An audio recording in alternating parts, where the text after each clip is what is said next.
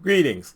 My name is Mitch Mitchell, and I am the president of TT Mitchell Consulting Incorporated. I'm also a guy who just created a healthcare revenue cycle training site called Healthcare Revenue Cycle Training. So that seems to work out kind of well. And the thing is, I wanted to talk a little bit more about my background and why I think that I am probably a very good person to have a site giving training like this. Because there's a lot of people on LinkedIn who call themselves revenue cycle management consultants. And I've been looking at some of their profiles, and I gotta tell you, there's a lot of them who don't have half the qualifications I have. At least they're not indicating it. I don't want to besmirch anybody, but it's possible that maybe they're good at one thing, but they're not good at other things, or maybe they just don't know about other things. So I want to explain why I think that I'm the right person to have created this website. I'm the right person who can try to help educate people. I've got videos on this channel. The last one I did, as a matter of fact, was a pretty good indication that I have at least some kind of idea of what I'm talking about. You know, there's a book, I can't remember the lady's name, but I read it many years ago that was called Brag. And it basically said that you have to learn how to talk about yourself in positive ways without making it seem like you're bragging about it. But if you've accomplished things or you've done things, you need to mention it. So that's what I'm here for today. So let's look at the revenue cycle. The revenue cycle basically is everything from admissions all the way through collections. Now there's a whole bunch of things that are in the middle of it. There's a whole bunch of things that are slightly on the fringe, but in general, you know, if you're in a hospital, if you're in a physician's office, if you're in a federally qualified health center, boy, that's not easy to say all the time. But if you're in healthcare, those are the basics. And you not only need to know that the departments are the basics or some of the other procedures are the basics, but I'm just going to point out some realities. So here's the thing. Here's my life. On August 3rd, I will have been in healthcare 39 years. I know I only look 40, but I'll have been in healthcare 39 years. And early on, I was a biller. I was an inpatient biller, and then 8 months later, I became an outpatient biller as well as, well, okay, I was an assistant supervisor at that time. So I was assistant supervisor of outpatient billing and emergency room registrations. Now here's the thing. Back 39 years ago, billing actually did billing. In today's world, the term medical billing is kind of a farce. Maybe not necessarily for physicians, but for hospitals it is. Because in a hospital, basically everything else is already taken care of through the patient going in to see the provider of the service, to the computer basically putting charges on, to medical records coding something, and bills go out.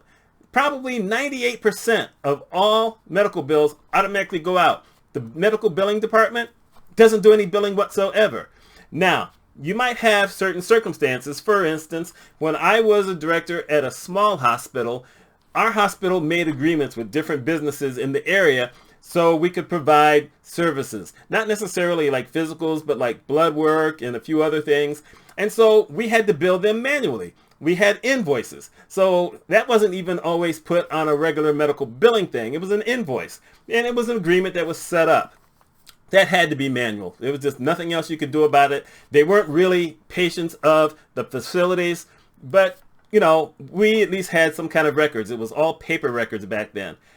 I don't even know if they scan those today, since it's really the responsibility of the company to keep records of that kind of thing. But still, that was, you know, that's part of what they do now. Back then, it was all manual. We had to look at everything. We had to verify that everything looked proper before it went out.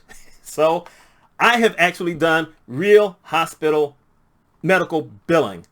I've also done it for physicians because I handled compensation and no fault, which were not electronic. Even now, in most states, it's not an electronic process. It's a totally different thing, and you have to send out paper. At least you have to send paper out to the insurance companies, and you see what happens. So it's a different world now, but it doesn't mean that everything is electronic. So I've done all of that. I've just told you that I was also the supervisor of emergency room registration. So I've not only done real billing, I have done real registrations.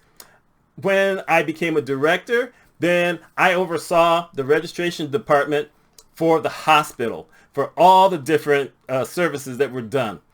And I sometimes had to help train people if I didn't have the right supervisor in that department, because sometimes people left. And so then I needed to know how to do that so that I could show people the process. And thus, I have registered people. So I've billed people, I've registered people. Now let's look at charge capture. Obviously, if you're in finance, you're not really capturing charges. But if you have some kind of idea of how the whole thing works, it basically starts with what's known as the charge master. The very first video I ever did on this channel talked about a charge master, and then I talked about a few other things. Truth be told, probably 95-96% of the people who work in hospitals have never seen a charge master. Matter of fact, most of them don't even know what it is. They may, have someone who calls in and asks them, what is the price going to be for such and such? And they're probably going to say they don't know. They might have a list of certain services that they do, but that's rare. Truthfully, every hospital I've ever been to, including as an employee, only one department ever had prices of the services that they were going to do. No one else. Now, those are hospital services. For instance, the small hospital that I worked at, we combined with another hospital. And sometimes they had plastic surgeons in town who needed to come to the hospital to provide a service. So there was a contractual agreement. And in those cases, sometimes those folks had prices that the physicians were going to charge, because that was one of the few services where people had to pay before they had the services done. So, charge master, that's one of the things that I'm good at as a consultant. I started doing that as an employee. As a matter of fact, I was a regional director for outpatient services, which basically were physicians. We're talking about lab people, we're talking about radiologists, we're talking about pathologists, we're talking about some other outpatient services. My company took care of that. And it was one of those kind of things where they just checked things off on a sheet, and it would come to my folks, and then they would, put everything on a bill and then send it out.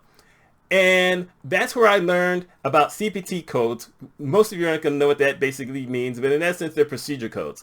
So they had to learn procedure codes. They didn't have to learn diagnosis coding, but they had to learn procedure codes to make sure that it matched up with the service that the physician said that they did. So that's how I learned that. And I've used that practice in every hospital I've been at, both as an employee and as a consultant. So I usually will get this big old file. This means big old, by the way. But I would get this file. A lot of times before I went somewhere, if I was doing charge master work, I would get that file at home through email. And then at least it gave me something that I could look at and do some kind of review with before I then talk to people. Sometimes they asked me to come in because they had a long-term project. Sometimes it was just, okay, we just want someone to review the charge master for us and then, tell us what we probably need to do to at least get in line with everything else. So those I love, as a matter of fact, because that's almost always me being at home, at least these days. Back early, sometimes they wanted you to go there.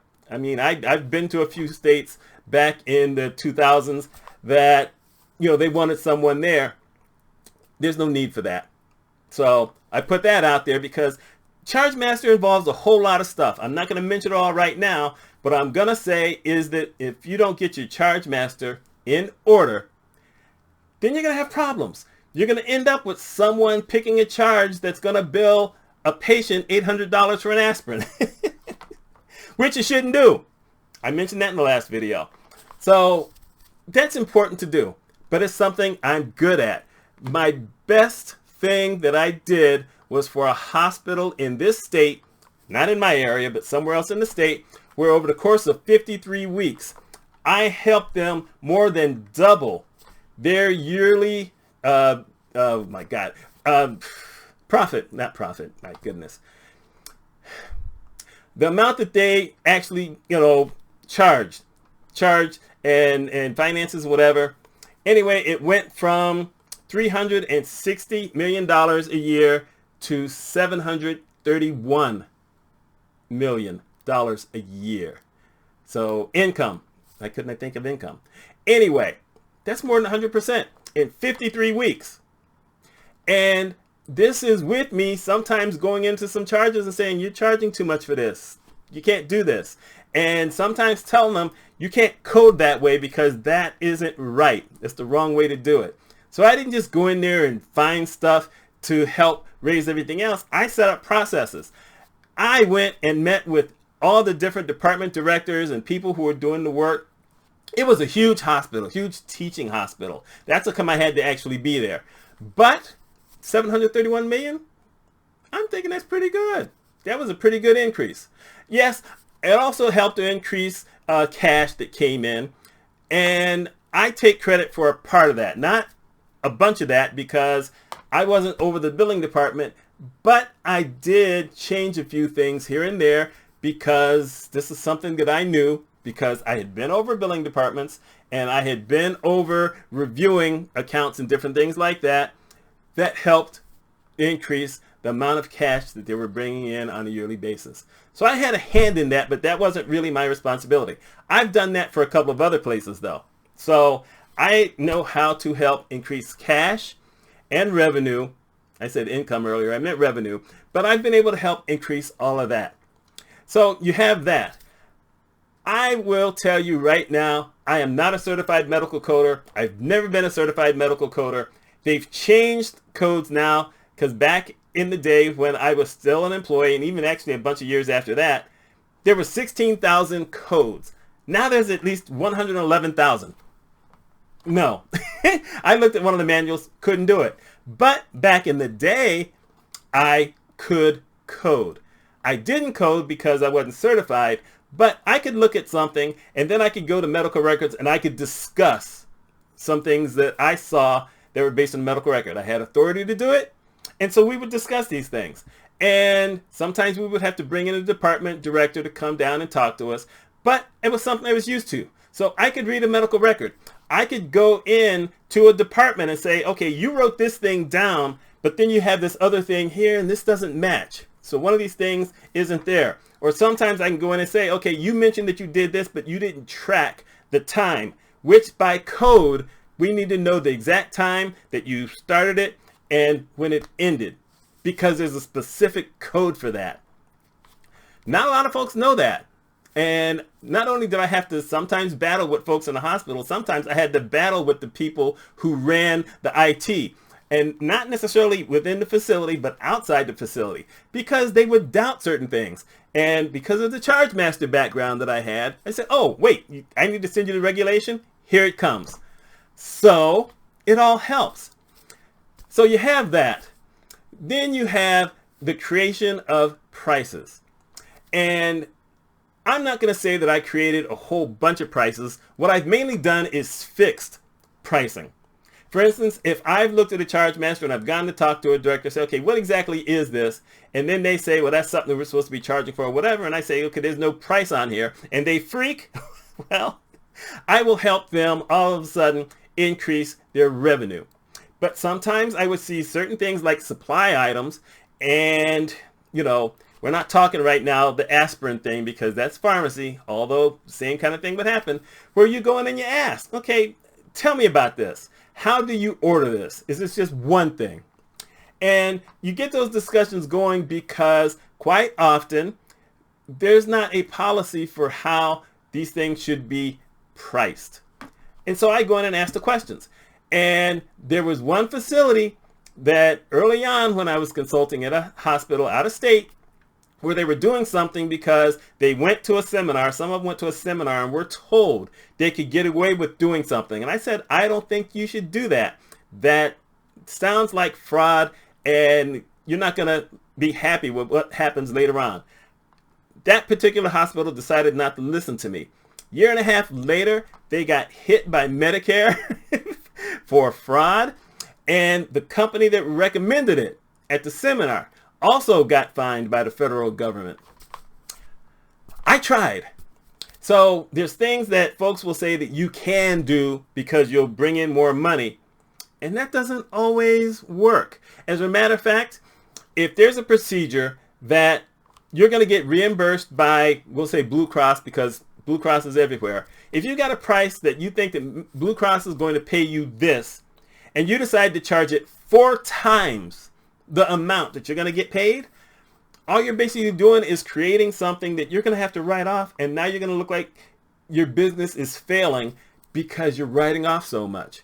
Now, there are instances where that happens because it's a different situation. For instance, I'm in central New York, but if I was in New York City, their expenses are a lot higher. So they may have to mark things up because at the end of the year, and usually during the early part of every year, there's something that they call a cost report. And they do that with Medicare. Sometimes in certain situations, they'll do it with the Blues or if there's another big insurance.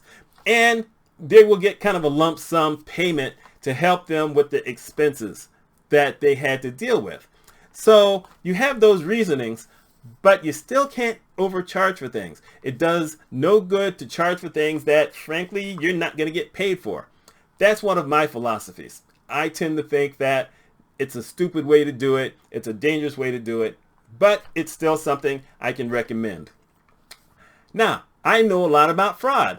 Why? Because I was a corporate compliance officer. I was a corporate compliance officer for a little over 3 years at one time. I was also a director of a department. I should not have been the corporate compliance officer, but I'm the only one that they had in the whole facility who knew anything about it. So I ran a compliance department, and we kept records of everything.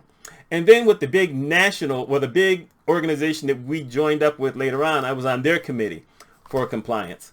So I've done that. And let's do the last thing, which is collections. So I was over collections, but I had also done collections. I had done collections at a nursing home of all things. I did collections at a hospital up north. Like I said, I'm in central New York, but it was a hospital up north where I knew the administrator. And so I went in and I did collections for them. And it was hard because, the economy wasn't doing so great at that time. And, there was a lot of people up north in that area who couldn't pay, but, you made payment arrangements because that's what that's all about. And I helped with that. When I was still a director, I would entertain these meetings or these visits from other collection agencies in the area and outside the area to see if we could get better rates. It's just one of those kind of things I did. I used to speak to people who worked at the different insurance companies because at one facility I brought a lot of them in to help me train my staff when they were new. They had changed computer systems, and it was just one of those kind of things where I said, you know what, we got to scrap how you've been doing things because y'all been losing money for a long time, and we took care of that. So, I've done it all. The only thing I'm going to say that I don't have the experience to really do is to be a chief financial officer. I don't have that kind of talent. I could do half of it, but all of it, couldn't do it, wouldn't want the job. I want to work with those folks though, which I've done. In a weird way, I can sit here and tell you that I have helped to train certain CFOs to learn about certain things. But there's a lot they haven't done within the full revenue cycle because they got other things to take care of. So there you go. This is what I'm doing. This is what my training site's going to be about. Matter of fact, I just launched it officially on July 5th, 2022, which at the time I'm doing this video is one day, but still, there it is. It's out there. I'd like you to take a look at it. The link is down below. You'll see healthcare revenue cycle training. There's a link to it. Love you to check it out. I still am going to do consulting because that's really what I want to do. I can do both things. I can write content for the site and I can still do the consulting. I'm going to do more of it from home than traveling as much as I used to. So that saves money for everybody except me. Because now I actually end up saving money because I don't have to spend things by going out of town all the time. Sure, I get to write some of it off because I'm a corporation. But it's better just to kind of stay home and do my own thing and not have to worry about eating out of town at places where I'm not used to the food. Isn't that a shame? Anyway, that's that. Let me know your thoughts. I hope some of you who are in healthcare will look at this thing and at least check out the website and see if this is something you're interested in, or mention it to someone at your hospital who might be in a higher position, who might say, you know, we should at least try this out. We'll pay for you to be able to learn some of these things. That's all I have. So I told you my name earlier on, so I'm not going to mention it again. You'll see it on here. Anyway, y'all take care. Thanks for watching.